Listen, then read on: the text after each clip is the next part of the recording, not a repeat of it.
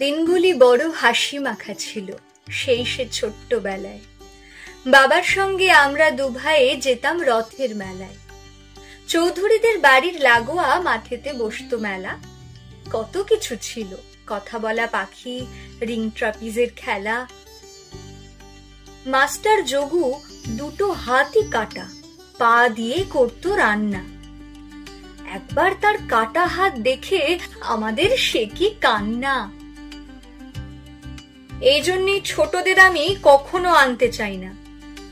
অকারণে শুধু ঘ্যান ঘ্যান করে, মেলায় আসার বায়না।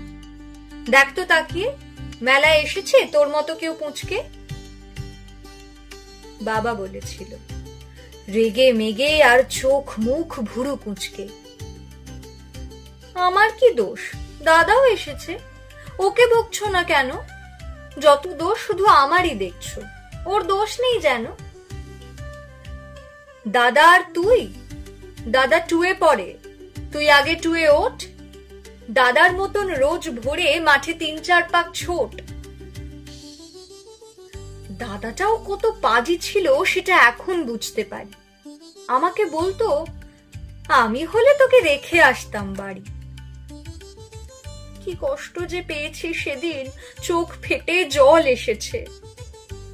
আর দাদা এত হিংসুটে, শুধু দাঁড়িয়ে হেসেছে। সেই দাদা কত বড় হয়ে গেছে, নামকরা ডাক্তার। এতই ব্যস্ত, মেলায় যাবার সময় কোথায় তার। আজ বাবা নেই, ছবিখানা তার ফ্রেমে বাঁধা পড়ে আছে। 2 বছর হলো মাও ফাঁকি দিয়ে গিয়েছে বাবার কাছে।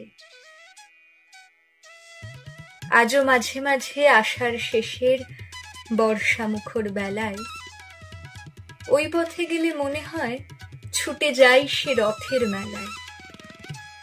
মুহূর্তে মনে ছবি ভেসে ওঠে, চৌধুরীদের মাঠে আমি আর দাদা অঝরে ভিজছি ঝোড়ো বৃষ্টির ছাটে।